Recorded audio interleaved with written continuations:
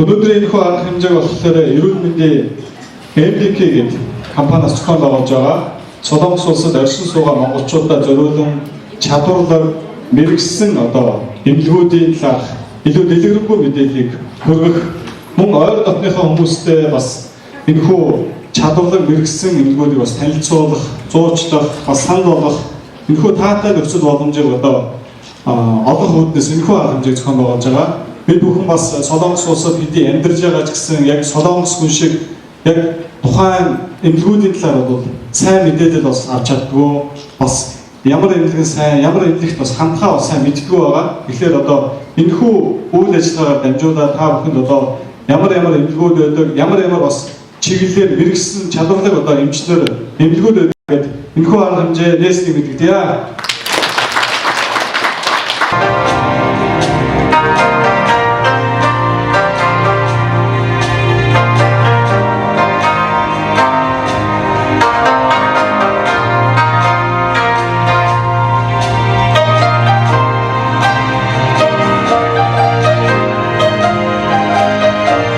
MDK 축상훈이라고 합니다. 국내에 살고 있는 몽골 사람들 대상으로 병원 설명을 하고 있는데요. 주말에도 불구하고 이렇게 많은 사람들이 와가지고 좀 관심을 갖고 와주셔서 상당히 감사하게 생각하고 있습니다. 오늘 행사는 자생한방병원, 차병원, 대항병원, 샘병원, 룩겜미성형외과, 로비 피부과 이렇게 13가지 병원들이 와가지고요.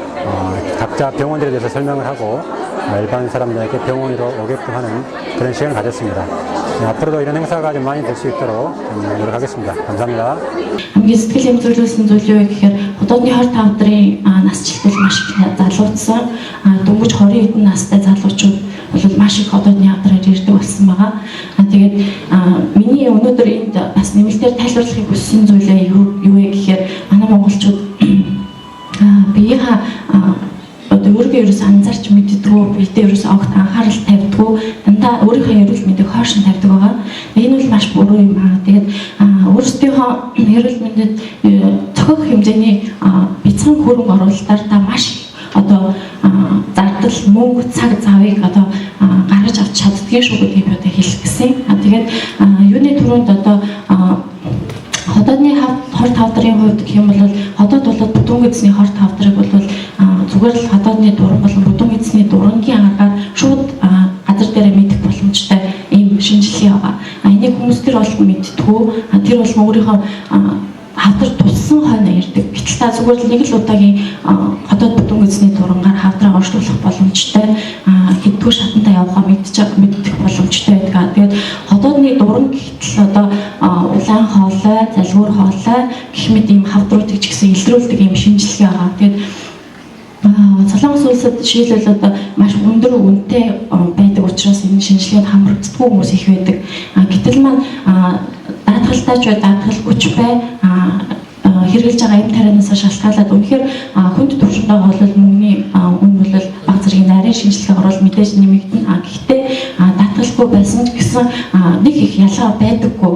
100 хэдэн мянган воноор л та хотоодны дуран гэж юм аваад нарийн шинжилгээнд хамрагт боломжтой байдаг. Тэгээд бүдүүн эзний дуран ч гэсэн мөн адил дөрөв бас өөрийн нэлийн харилцаа явж байсан ч гэсэн би тайлбарлаж хэлэхэд бүдүүн эзний хорт хавдраар бас манай монголчууд маш их ирдэг.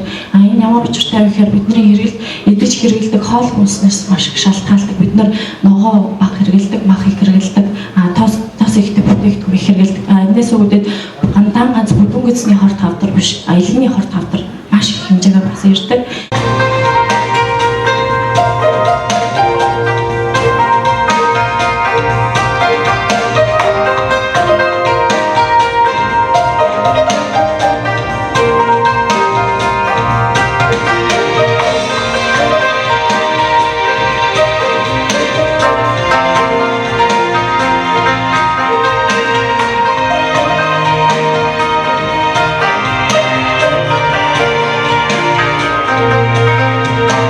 Сайн байцгаана уу та бүхэндээ өнөөдрийн мэндийг хүргэе. MDK эрүүл мэндийн компаниас эмнэлэг танилцуулах энэхүү арга хэмжээнд дээрээс та бүхэндээ мэдээллийг шууд хүргэж байна.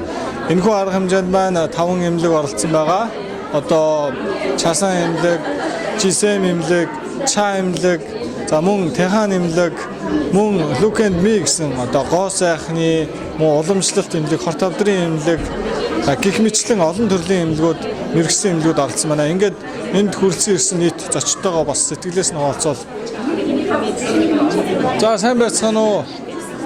За өнөөдрийн арга хэмжээний талаар сэтгэлээ хуваалцвал. Өнөөдрийн арга хэмжээ яг би анхудаа ирж байна. Тэгээд эрүүл мэндийн гэдэг бол мэдээж хувь хүний хязгаар шалсгүй зүйл л дээ. Тэгээд эрүүл мэндийн байгууллагын одоо танилцуулга гэдэг ийм үйл ажиллагаа ер нь бол олон байхаасаа гол нь энэ олон байхаасаа гадна хувь хүн өөрөө энэ идэвхтэй байгаасаа л гэж харж байна. Өнөөдрийн байгуулж байгааг харахад те.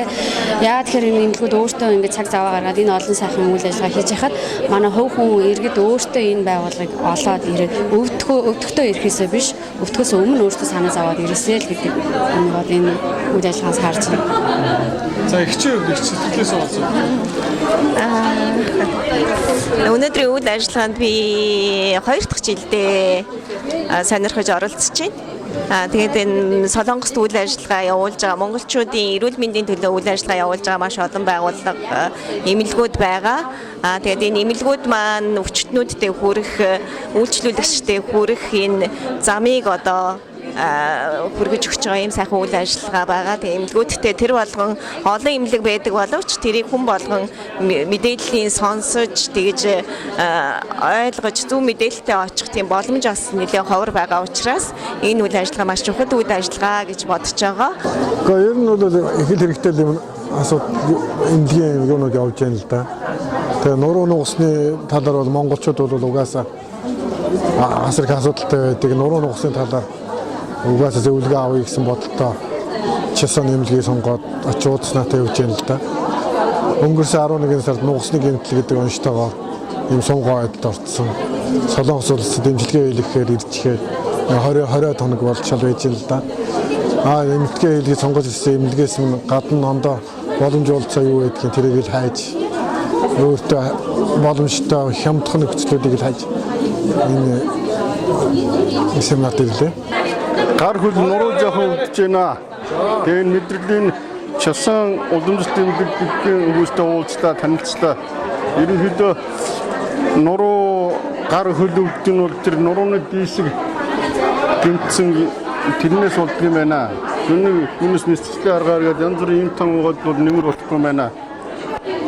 Нуруу хүзүү дийсгийн зургийг авах бол оншин мэддэг юм байна. Тэгж оншоо мэдсэн дараа эмчтэй ихэд бол нэслэлийн аргаараас бүрэн төгс эмчлэх юм байна. Энэ дэрчэндээ баяртай байна. Одоо цасан эмнэлгийн танилцуулгыг авлаа. Ер нь энэ Солонгостой эмнэлгийн талаар ерөнхийдөө мэдээлэл авлаа. Энэ бол маш зөв арга хэмжээ болсон байна. Дараагийн арга хэмжээнд оролцсон. Та бүхэнд баярлалаа.